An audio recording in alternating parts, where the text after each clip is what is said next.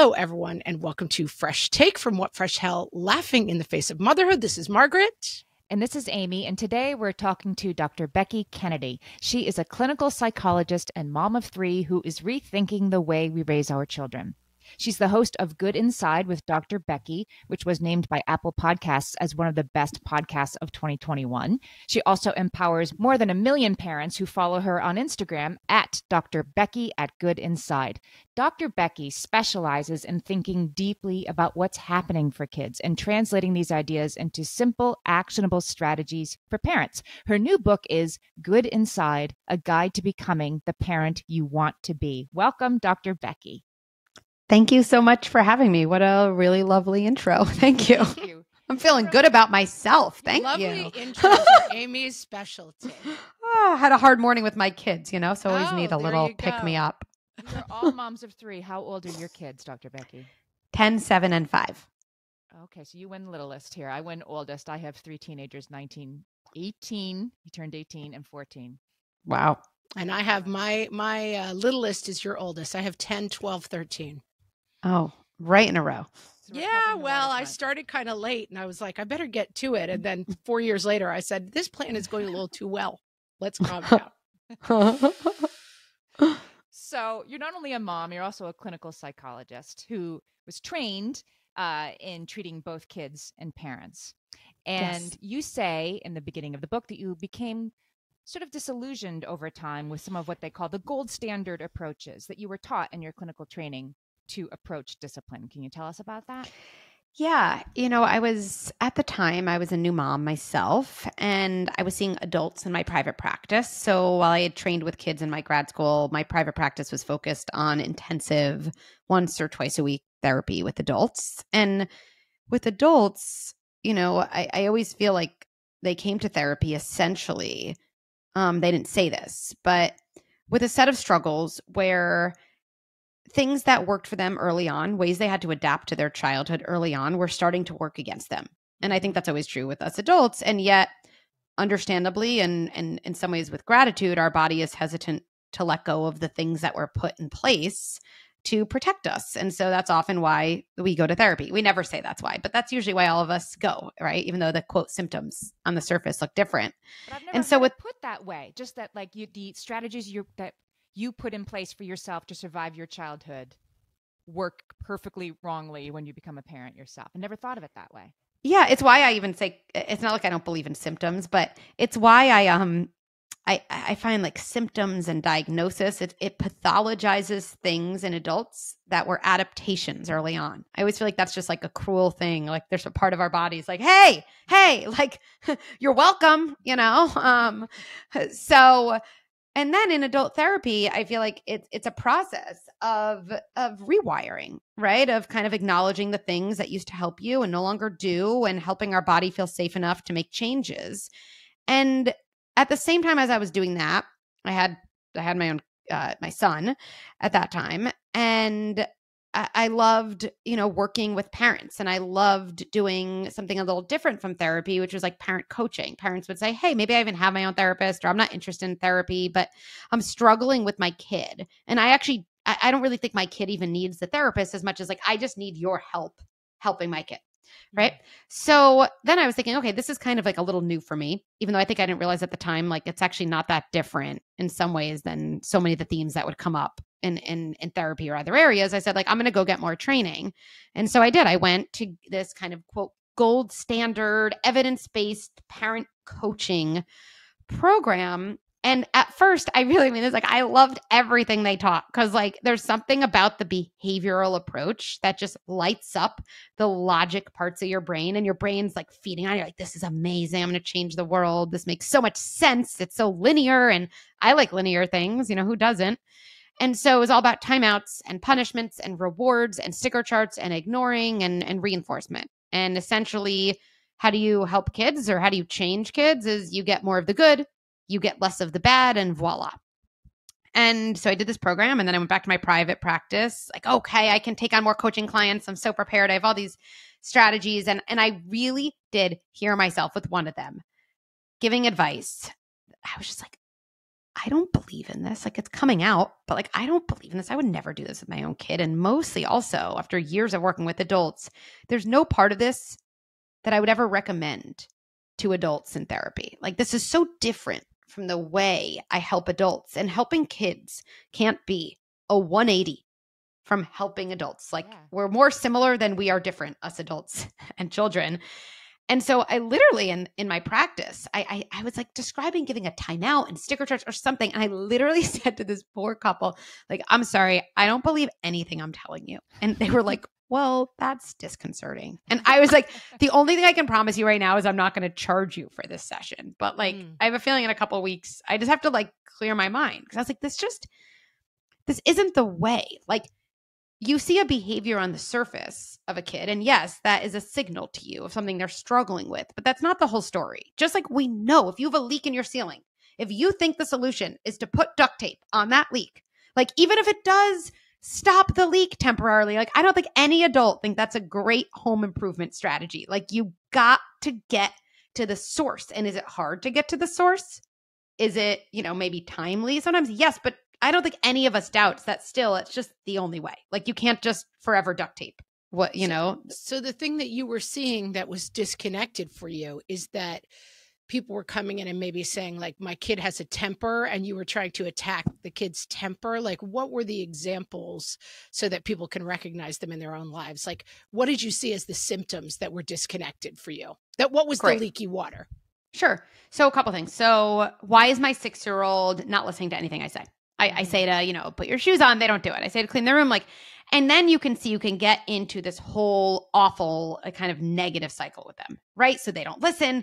Then you feel internally, you're like, I kind of hate my kid, or I have a rude kid. I have an obnoxious kid. Then you look at them as the enemy. When you look at someone as the enemy, you treat them like the enemy. Then you're like, you don't listen to anything I say. You're, I don't know, not going to get TV for a week. And then you're like, I don't even want to say that. Like, why did I say that? Okay, I guess I have to not give my kid. Now I'm in hell because I can't actually let my kid watch TV. Like, exactly. The times those came out of my mouth, and I was like, no. And now then maybe you're like, follow up or make my life miserable. Exactly. Then you're like, I guess I'll give you a sticker chart every time you listen. But then you're like, what am I doing? Like, listening for anything? Like, okay, I guess I'm getting a sticker. And then they're like, I should have gotten a sticker for that one. Now I'm fighting about the sticker. Like, what is happening? And the listening problem, which is the thing someone presents with, my kid never listens. Like, that is a really important window in my mind into something a child is struggling with, or actually into probably something your relationship with that child is struggling with. Because here's what we forget as an example in listening. Why don't I listen to my husband? Let's say that. Like, if I was sitting on the couch reading a book, which I like never do, but it's a fantasy. Let's say I did that. Sounded nice. Let's imagine a world in which that's possible. Exactly. And if my husband is like, Becky, please go get me a glass of water. And if I was like, no, like you can get yourself water or something like that. Or even if I was like, no, I'm reading. If he was like, you have a listening problem and you can't watch TV for a week, I'd be like, I don't really think that's the problem. Like, I didn't do the thing you wanted me to do and you seem frustrated, but I don't think I'm your enemy here. Right. And so in that situation, I think we all know if my partner was like, hey, I see you sitting, you look like you've had a long day. Like, I'd really appreciate it if you got me a glass of water, or even if earlier in that day he was really listening to me about something and I found him very supportive, I probably would do it, right? And so I think that's an example where we see something on the surface, a behavior, and then we can so easily with a kid take a quote bad behavior and really believe that like that's the type of person my kid is. My kid is the behavior. Like, they're the not listening. Versus and this goes to the term good inside, which is the title of my book. Like, I have a good kid who's not listening to me. I have a good kid who's hitting her brother. I have a good kid who's having massive tantrums every time I say no. I wonder what's going on. I wonder what skills my kid is missing. I wonder what my kid needs my help with. I wonder what my role is in these hard moments just to at least stop the damage before we can work on those larger skills. Like, now we're talking. Now we're seeing what's happening on the surface as a signal into what my child needs, into what else might be going on in their life. Maybe they're having tantrums because kids are mean to them at school. And guess what? I can punish them for having tantrums. I don't think anyone thinks that's going to help my kid feel supported at school. And when we allow ourselves to have that kind of curiosity about kind of, again, a symptom in a way, being a signal, not a symptom being the whole truth, then we open ourselves up to being able to intervene in a completely different way. And you say that there are things that get in the way, because on the surface, like, of course our kids are good inside. Of course we are good inside and want the best for our kids and want to be good parents. So what gets in the way of that? Of seeing them that way? Yeah, what gets in the way of why don't we just naturally feel that way all the time? Well, it's a great question. I mean, I think there's so many different things. So why don't we see someone as good inside when they're struggling? Well, I think we can start by asking ourselves, like, what is it like for me when I'm having a hard time? When I'm having a hard time, when I yelled at someone, when I told myself I would work out and didn't get up and, instead ate bonbons in bed. Like, do I say to myself, wow, like I'm a good person struggling to get motivation. I wonder what's going on for me. Or do we say, some other choice words that we probably wouldn't even say to anyone else, right? So, and why do we do that? Why do we approach our own struggles with blame instead of kind of some version of boundaries and compassion? Well, probably because our struggles in our childhood were met that way by our parents, right? So there's this intergenerational legacy, I think, of seeing, quote, bad behavior as a sign of identity, rather than assuming identity is inherently good. And that doesn't make the behavior okay. Because it's always like, oh, so because my kid's good inside, it's okay that they hit? Like, no, of course not. That's not what I'm saying. Those aren't our only two options, punish or make it okay. Your kid is good inside. Now you have to step in as an authority. But I really do believe we can practice having compassion for other people and for ourselves under our not so ideal behavior. And not only do I think that's possible, it's like the biggest paradox, I think the only way we change is by actually doing that. So it's not just a nice to have, it's actually all about being effective. I want to pivot to something when we come back that you just said that I think is another problem that gets in people's way. We're talking to Dr. Becky, whose book is Good Inside, and we'll be right back. Another thing that we talk about all the time on the podcast is that, we have a lot of people on, they share ideas and give advice. And one of the things I can always hear people listening and thinking about is like, but I don't have time. It's so hard. Like, I just want them to get their shoes on. I don't want to know what's the internal trauma and motivation. I just want to get to the store with my 3 kids. And one of the things that you say is like, slow down, I'm good inside. And I think that for a lot of listeners, and I know for myself, is where I lose this a lot of the times, which is like, I don't have time to fix anything. I have to get to my next thing with shoes on. Yes. Like, just as a parent myself, yes. And I hear that all the time, not from other parents, just in my own head, like with my own kids. Like, I don't have time for this, what's my thought about that? I think time, like on how we look at time, is tricky, right? Like, sometimes in the moment, we have to just do whatever we need to do and survive. Like, we all need to give ourselves permission, right? And I think we all know in so many areas of life, it's like a little bit of preparation saves us time, right? Because some parents like, I don't have time to say to myself, wait, I can do this. I'm good inside. And I definitely don't have time to say to my kid, oh, you really wanted that block, or something, instead of, why are you hitting Bobby, or whatever we'd say. Right. Okay. But here's the thing I think we often forget. Like, okay, so instead I yell at my kid. Like, that saves people time, because I know usually what happens after you yell. Okay, then you yell, you're dysregulated. Then your kid gets more dysregulated. Then you are, quote, losing even more time because you're in a guilt spiral and a shame spiral, and you're reacting like, I don't know any parent who's like, the most efficient, time-effective way when I feel really good about my use of time is when I'm just reactive and explosive. Like, I've never heard someone say that. So when parents are like, I don't know if I have time, what I actually think is happening, and I think this is very, very true, is like, this is like learning a different language. Like, okay, learning a different language feels awkward.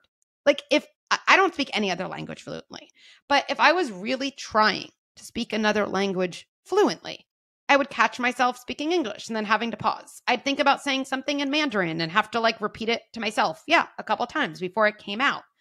But if Mandarin is my most effective language with my kids, well, like, I can speak all the English I want naturally, but I'm probably just adding time to my life down the road, given that English is not going to get me to the place I want to get.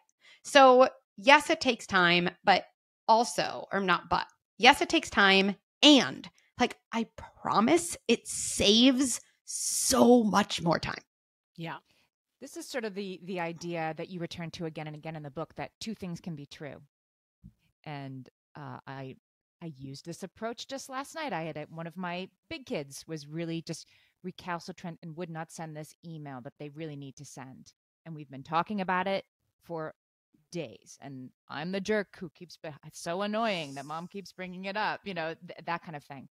And from where my point of view is like, just send the email and we don't have to talk about it anymore. What is the problem?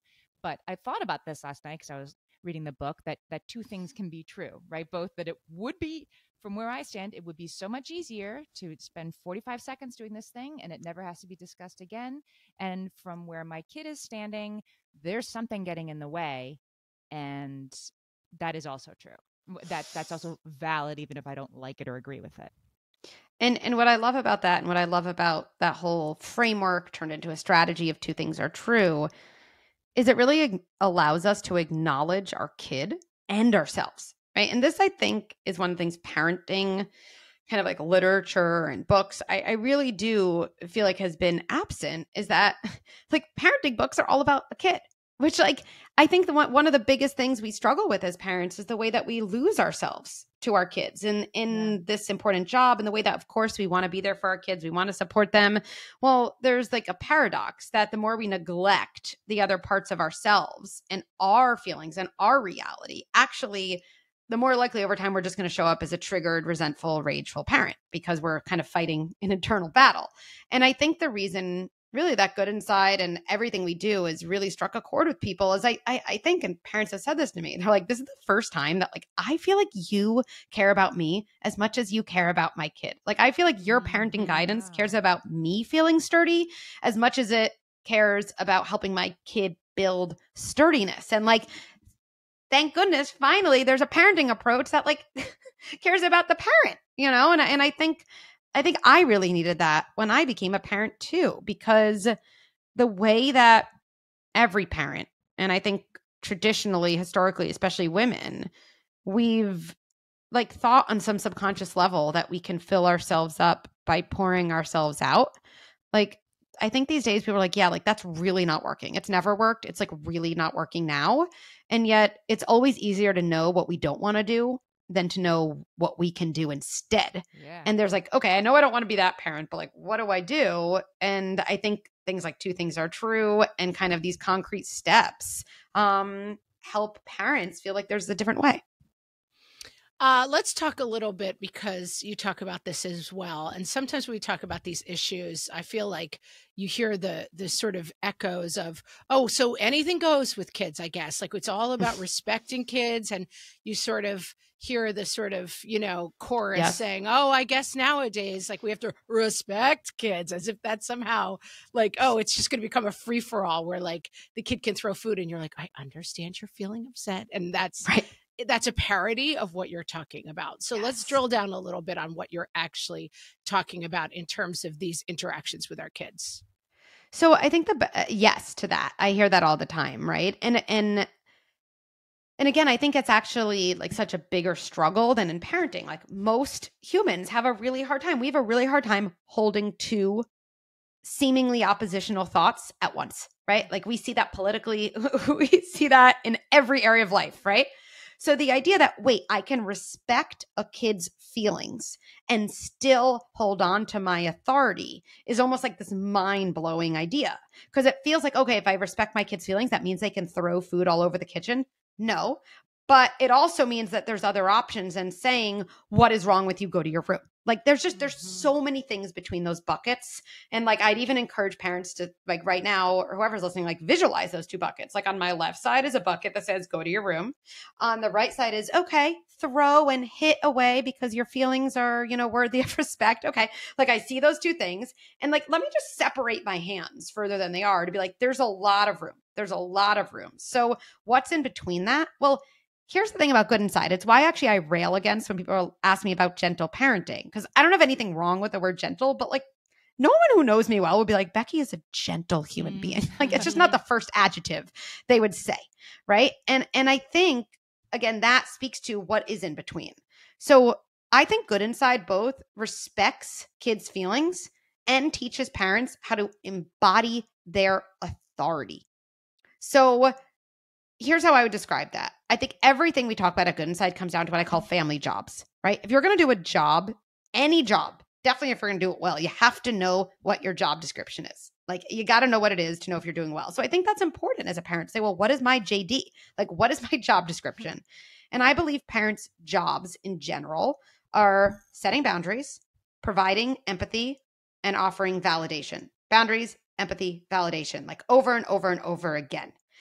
And that boundaries part is really key in explaining why you wouldn't just let your kid throw food all over the place, right? So, for example, let's say my kid is throwing food in the kitchen in that example. I'd be like, right, what's my job? What's my job? Boundaries. I won't let you throw food. Those words I'm going to say again. I won't let you. Boundaries are what we tell our kid we will do. They're not telling a kid what to do. I always think the way you can know if you're setting a boundary is if you can say yes to this question. Am I telling my child what I'm going to do? And is my child required to do nothing? Stop throwing food. That's not a boundary. Get off the couch. Not a boundary. Because I require your kid to suddenly have self-control, which they don't have, right? I won't let you jump on the couch. If it's too hard to get off, I'm going to take you off. Oh, that's a boundary. I won't let you throw food is a boundary, and I might take my kid's plate and actually remove it. And when they say, give me my dinner back, I might say, look, it's really, really hard to have food right in front of you and not throw it. I know that's tricky. And so actually, I am just going to give you one piece of food at a time. And then tomorrow and the next day, we'll practice having more because I know that's really, really hard to do. I'm seeing my kid as a good kid. I'm empathizing with them, and I am making that decision. Now, the thing about go to your room, or the thing about, stop hitting your brother, what's wrong with you? Who does that? No TV for a week. I don't know, something like that. That people are like, that's the opposite of gentle parenting. I always think it's interesting that like sending your young child away from you is looked at as like a sign of parental strength. Like, I don't know any other world. Like, if I was in a company and there was an employee like having a hard time and the CEO's reaction was like, get away from me, like just go wait in that room, I'd be like, whoa, like, do you even know what you're doing here? Like, can you like actually take a stand? Like, sending your child away and randomly deciding on something that they care about that you're going to take away from them. I just think, like, I know for me, I'm in a desperate place when I do that. And I do that with my kids, but it's always because I feel desperate. It's never because I feel sturdy and strong. And so I think, again, between those two buckets is the strength of setting boundaries and making key decisions, right? I won't let you throw, or TV time is over, or yes, this is your bedtime. And then empathizing and validating my kid's emotional experience. So I'm respecting myself and I'm respecting my kid. We're talking to Dr. Becky Kennedy. She is the author of Good Inside, and we'll be right back. So, Dr. Becky, I wanted to be sure to get to something you call the MGI, the most generous interpretation, because it reminds me of something Margaret often says on this podcast, which is that you should come for your place of highest generosity. And this seems to me to be very similar, I think, but can you explain what MGI is and how we can use it in our parenting? Yes. So, I love sharing kind of big framework shifts because I actually think, and I love a good strategy and script too as a parent, but it's actually a framework shift that gets us unstuck. Because we're like, oh, wow, I didn't look at it that way. And so one framework is the idea that we're good inside and our kids are too, right? And that is actually a big framework shift away from all these more behavioral parenting approaches. But to me, the thing about a framework is I know when I hear a new framework that actually excites me in any area of life. I'm like, okay, but how do I do the framework? Like, I just need to like know what to do. So I like turning a framework into a strategy. And MGI to me is the strategy of the good inside framework. So if my kid is good inside, how do I do that as a strategy? Well, I think I ask myself the question, what is my most generous interpretation of, whatever my kid just did that I want to react harshly to? Or what is my MGI, most generous interpretation of like my behavior that I just engaged in that I'm not really so proud of? And when we ask ourselves the most generous interpretation, what we always do, it's like a hack, is we always end up seeing a behavior as a sign of a struggle rather than a sign of identity. Because it's just easier to come up with the LGI, like the least generous. It's like, why did I yell at my kid? Because I'm a horrible mom. Like, you just can come up with that really quickly. Why did my daughter hit her sister? Because, I don't know, because she's a sociopath. Like we say these things like so fast. We're like, wow, it's such a big leap. And coming up with an MGI, for anyone listening, like if it's hard, it doesn't mean anything's wrong with you. It's truly a different muscle. And it's actually a hard exercise because you have to actually see who a kid is as different than the behavior they just engaged in, or who you are as different from the behavior you just engaged in.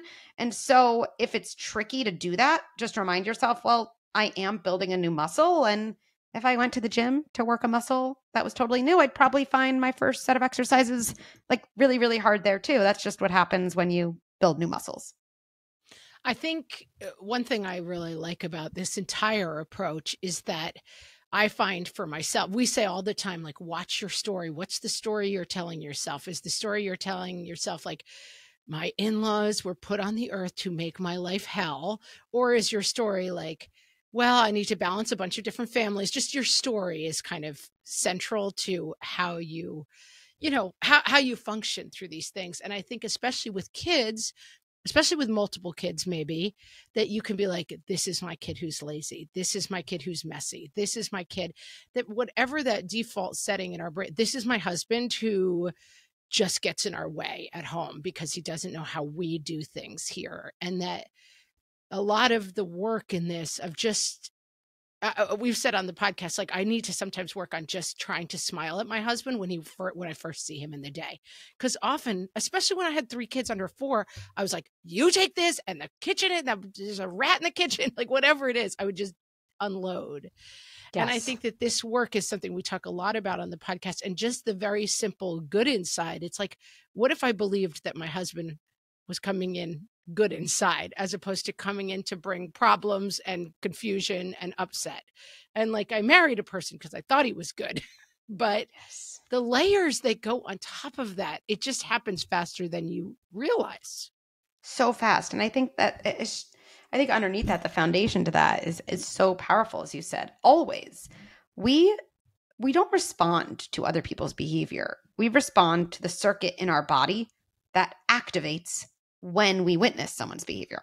Mm-hmm. And that's like a really, really big difference. And it explains why different people have different reactions to the same stimulus, right? And I always think in that way, like our kids, our partners they can just be pawns in our game. They're like actors in our play, right? And I think it's easy to then go into, oh, so something's wrong with me. Like, no, that's often the first thought we have, but it's not ever the truth. It really just means, oh, well, that's actually really empowering, because that means if I get to know my own story or my own circuit, then like I can show up totally differently, even if that person doesn't change their behavior. Like, even if my kid doesn't stop tantruming, I can show up differently. Like, I always feel like that makes me feel so empowered as a parent, like to know that my growth and also just my family life isn't dependent on like my 4-year-old changing. Like that's right. Not a good place to be. And then here's the biggest irony. My kid's tantruming and I show up differently. Well, we are all wired in a relational context. So my showing up differently is going to actually be a bigger impact on my child responding differently than if I just directly tried to change my child's behavior. Because my child will absorb my calm, my child will absorb my boundary without shame. And guess what? That helps them build coping skills. And at some point when I say, no, we're not having ice cream today because I showed up differently, my child will take a deep breath or say, oh, that's a bummer, instead of, flailing on the floor, and having a huge meltdown. So we're teaching our kids that they have the capacity to change. I think sometimes we think we have to like lock it down. This kid is misbehaving and it reflects on me, and people do think it reflects on you. You're not crazy to think that, but that if you don't hurry up and fix it by locking down harder, that your kid will never learn. Yeah. And again, there's a lot between locking it down and nothing, right? My kid's having a massive tantrum in the ice cream store. Like, I'm not sitting next to my child there and just being like, let out the feelings, right? There's like so much in between. But I think we've been so steeped in this like behavioral mindset. Like so many of us, we've just like come to accept it as if it's true. And from a behavioral standpoint, it's like I can't reinforce the behavior. And if I just like ignore it or let it happen, if I don't come down harshly, it's like my child's going to think it's okay to treat me that way or to do these things. So I have to show them, right? That's a theory. That's not a fact. And here's what I know about humans, that if I had a really bad day, and you know those days where you're doing a million things and nothing's going your way. Okay, let's say it's that day. And then my husband comes home and he's like, oh, you didn't get more milk? Like something totally innocent. We all know how I'm going to react. I'm not just going to say borderline innocent. Borderline yes. innocent, right? Or just saying like whatever it was, you know? Right. And I say, you don't do anything in this family and I hate you and whatever. Maybe that's not even true. Actually, in my family, it's not even true, but I'd probably react that way anyway. Now, that's not an okay way to talk to my husband, even if I'm upset. Just like it's not okay for my kid to say, I hate you to me when I say no to a sleepover. Like you're allowed to be upset, but you're not allowed to say that to me. Fine. But if my husband said to me in that moment, I have to crack down on this, Becky, go to your room. Or I don't even know, Becky, I'm not talking to you for a week. Like, okay, let's think about that. And then let's think if my husband was like, Becky, whoa, like that was not okay the way you responded to me. And like, you must be upset about something beyond my asking to have reacted that way. And honestly, like I care more about all of that than I do about the way it came out in your words. And so like maybe we just both need to cool down, but then let's actually talk about it because it sounds like you had a hard day. Okay. I want to know the person who's like in that situation thinking, wow, my husband just reinforced my rudeness and he's letting me know that it is okay to talk to him that way. And tomorrow I'm going to be more likely to be rude to him because he came at me from this place of understanding. Like, I just really don't think that's the way humans think. I really don't. Right? Now, might he have to say, hey, you've been doing this often? Like, what's really going on? Maybe, right? That could happen. But I just think humans aren't just governed by behavioral reinforcement principles, number one. And the other thing we really forget with our kids is that there's like our kids come into the world with every feeling we have and zero coping skills. Like they are literally just like raw, like, you know, wires. Like that is a really hard way to live. And because we worry, like, oh no, we do something I call a fast forward error. Like we see a kid do something at 5 and then all of a sudden we've filled in the blanks that they're going to be like 15 doing the exact same. Right. Like we've just missed 10 years of development, like 10 years, right? And then we respond today based on our anxiety and fear, not based on what's happening in front of us. So I would say to parents, like, number one, even you would know that if someone comes at you with a boundary, but also kindness, like that's not reinforcing your behavior. It's probably what you need. Number two, our kids actually don't have the skills. They don't have anywhere close to the skills that hopefully you are going to help them develop throughout their childhood. And I always think we kind of have to trust ourselves and trust development. You know, that doesn't mean do nothing, but I think it's why if we have a parenting approach that makes sense and we can look at our kids with generosity, we become less focused on like our single reaction to a behavior and much more invested in the overall process. We've been talking to Dr. Becky Kennedy. Her new book is Good Inside, A Guide to Becoming the Parent You Want to Be. Dr. Becky, tell our listeners about all the places they can find you. Oh, okay. So goodinside.com is the home to everything Good Inside. So from there, you can find my book, goodinside.com/book, or just navigate to it. From there, also, you can sign up for my Thursday email. It's like really where I just put my organized thoughts in one place for people who people basically said, I came to get your parenting guidance on Instagram, and then I bought like 5 shirts that I didn't need. So can you just like do it somewhere else? So that's called Good Insider. And then all my social media is there. And then, you know, my whole membership platform is there as well. And that comes from the fact that I feel like parents need not only resources, but they also need community and expert support to really both have frameworks and strategies that work for them, but also get answers to their personal questions to tweak things in a way that feel right for them. And so a whole digital library with all my workshops and scripts and short videos, and then a really large global community and parenting coaches trained in the Good Inside approach, doing live events and answering questions. That's all a part of the membership. Awesome. I loved this conversation. It really had some eye openers for me. Well, thank you so much for having me. This was amazing. I love talking with both of you and look forward to doing it again soon. Thanks so Dr. much. Becky.